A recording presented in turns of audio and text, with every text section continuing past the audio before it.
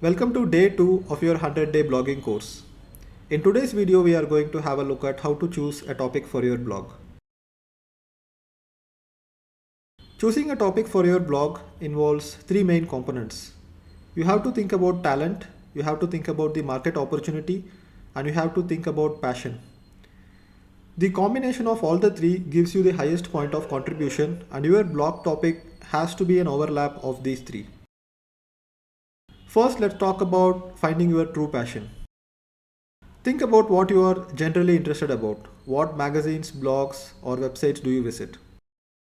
And also think about what do you talk about with your friends the most. It's not about the content that you consume, but it also what is the type of content where you have some unique thoughts about it and you like to share it with other people.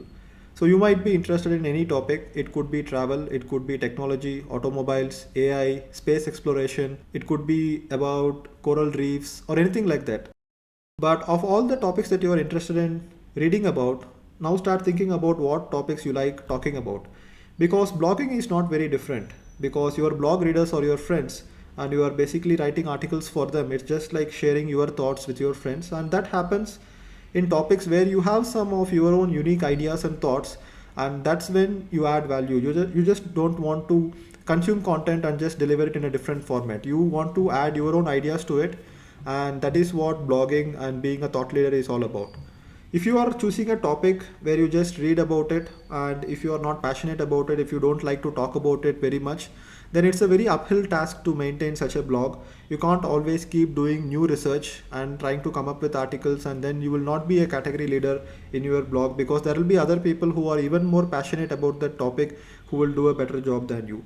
So finding this passion is one of the most important tasks in coming up with a topic for your blog. Then the next one is to measure the market opportunity. If you are involved in a market, you will know the demand automatically. To give you one example, when I started my first blog, Bike Advice, in 2008, I was searching for Bajaj Pulsar review on YouTube. I did not find any review videos, I did not find any articles with quality reviews, but I saw there was a ad for Bajaj Pulsar which actually someone recorded from TV and put it. It was not even officially done by Bajaj, and this ad had more than 1 lakh views. So I instantly kind of knew that people are searching a lot about Bajaj Pulsar, but there is not enough quality content online. So that's when I started the blog, and from 2008 to 2012 I ran the blog and took it to 1 million page views a month. You should also do keyword research. Keyword research is a good way to find out what the market needs. There are various methods of keyword research. I will link to a few resources below this video so that you can go ahead and find out what people are searching for in the search engines. Also, if you think that you have to enter a market where there is no competition, then it's a very wrong way to think about it. Because if there is no competition, then it also means that there is no market opportunity. You have to think that competition is good. They prime the market, and competition makes the market ready to purchase products and services. So to give you an example, when you think about the digital marketing training market, you know very well, if you are watching this video right now, that there are so many digital marketing training institutes and programs out there in the market. And that's a very clear indication that there is a huge opportunity, or there is a huge demand in the market for digital marketing training. So here the needs of the people are validated. Our job is to find a gap and fill it. So what I did was that instead of just competing directly with other digital marketing training programs, I competed with them in a different way by offering my programs at a different price point and in a different format. And I'm still able to penetrate the market by having this unique angle. So that's what you also have to do when you start your blog or your business. Let's talk about skills and expertise a little bit. So you don't need to be the best expert in the world to start blogging or start selling information products. You just need to be better than your students or your followers, and because your students and followers would prefer to learn from someone who is just one step ahead of them. So to give you an example, let's say I want to become more fit in my life. I have been working too much for the past 1 year. I haven't taken care of my health very much. So if I want to become fit, where would I take advice from? Let's say I have a friend who was not very healthy 6 months back, but now he has got into a good exercise regimen. I would take advice from him because he's just one step ahead of me, and I would believe that I can become like him because I saw him become fitter in the past 6 months by just doing some simple exercises and having a proper nutritional meal. So here I don't want to go ahead and take advice from, let's say, a bodybuilder or a fitness training expert, because they are much ahead of me, right? So when people need experts or when people need mentors, they look for someone who is just one step ahead of them. So when you think about yourself as an expert, you might not be the world's best expert, but you just need to think about if you are better at something than your blog readers or than your blog audience. Like for example, I would completely agree that there are much bigger marketing experts in this world than me, but that doesn't stop you from reading my own content and purchasing my courses, even though you agree that there are better experts, right? Because I deliver it in a different format, I deliver it for a particular market. We will talk more about brand and category leadership, and it will make more sense. So small recap, match all the three as much as possible, match talent, market, and passion, and try to find a topic which matches all the three. So what is branding? Branding is the way that your customer perceives you. So what your customers feel when they think about your brand is what branding is all about. So you have to build a good blog brand. You have to build a brand that is trustworthy, useful, and a friendly brand. I have been trying to build a trustworthy brand for the past 5 years with Digital Deepak, and if at all I screw up with something, then I go ahead and apologize with my readers just to maintain my brand image, because the brand that you are building is your ultimate asset. So do a small exercise. If you are sitting in your living room or your bedroom, just look around all the products that you are using. There are many brands around you, from mobile phones to many appliances to household items and things like that. So each one is a brand, and think about these brands and think about what it makes you feel, and analyze that feeling, and then you will understand more about branding. Think about what your brand wants to stand for. Like for example, when you think about Digital Deepak, I want you to think digital marketing made simple. So now let's talk about category leadership. This is a very important concept in trying to build a brand. Now people always remember number one, they don't remember number two. When you think about who landed on the moon first, we think about Neil Armstrong. But two people landed on the moon, that was Neil Armstrong and Buzz Aldrin. But nobody remembers Buzz Aldrin. Like, maybe if you ask 100 people, maybe one person will remember Buzz Aldrin. But Buzz Aldrin is as important as Neil, and because you can see in the picture that they both went ahead and hoisted the flag on the surface of the moon. So when you think about best electric car, you think about Tesla. When you think about best premium laptop, you think about Apple. When you think about the best LCD or LED TV, you think about Samsung or Sony. So here category leadership is very important. So when you think about the category that you are going to blog about, you need to be the number one. You cannot afford to be the number two. Yes, I said that you have to go ahead and attack markets where there is competition, but you need to differentiate yourself by actually operating in a smaller niche, or maybe offering a different type of content or a different angle to what you are providing than the others, so that you can become a category leader on your own. So the next question I usually get when I talk about category leadership is that what if the number one spot is already taken? Then I would say that go ahead and pick a category or a sub niche where you can be number one. So to give you an example, let me talk about who is the first Prime Minister of India. Everybody remembers it's Jawaharlal Nehru.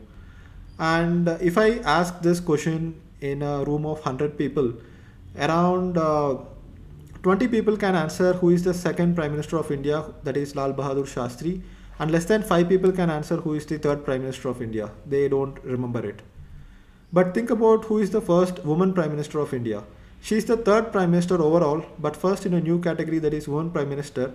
So Indira Gandhi is more remembered than Lal Bahadur Shastri, even though Lal Bahadur Shastri is the second Prime Minister and Indira Gandhi is the third Prime Minister. So that is the power of category leadership.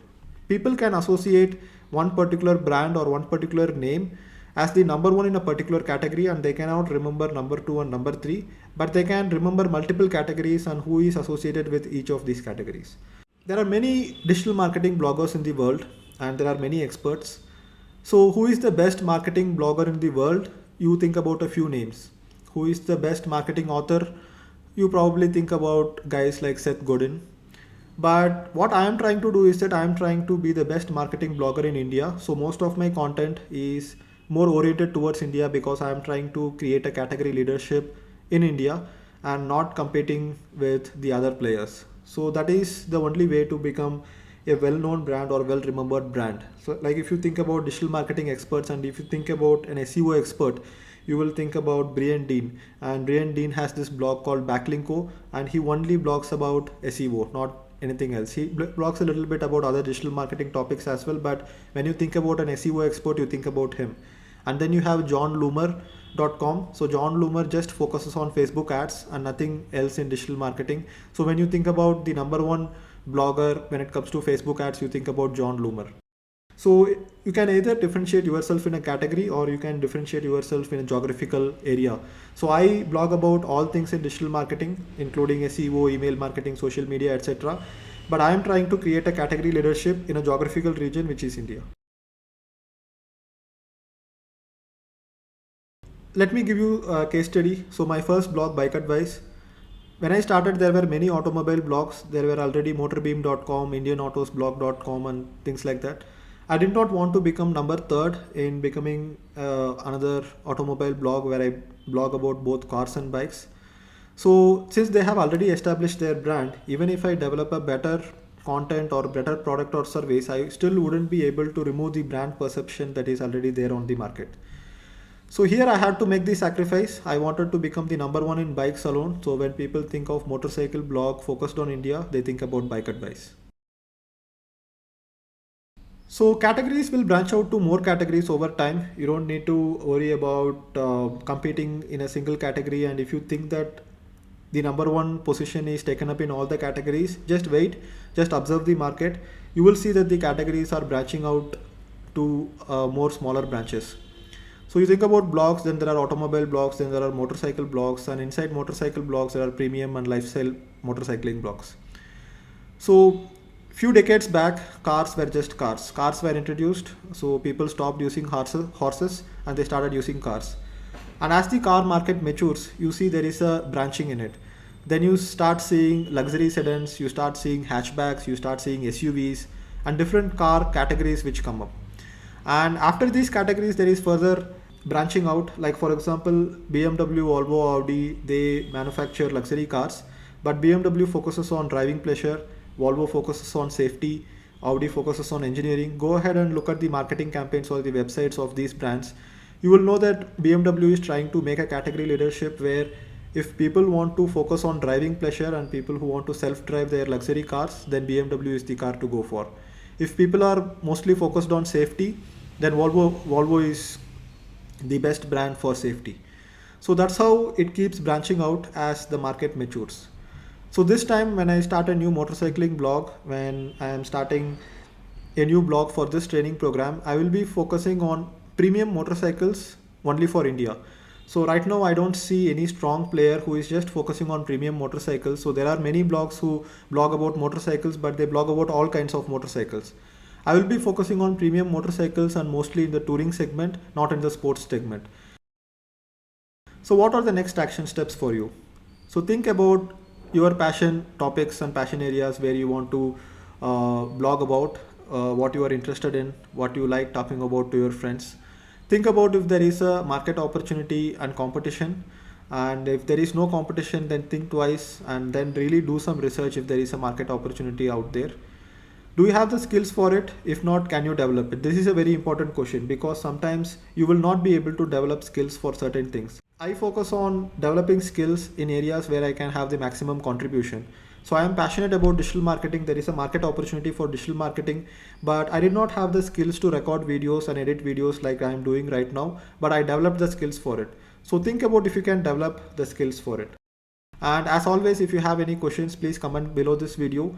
And if you have any further questions, I will go ahead and create more videos and add it to the same day, because today it's all about thinking on what topic to blog about, on how to choose a topic for your blog. So thank you for watching this video and I will see you in the next video. Bye bye.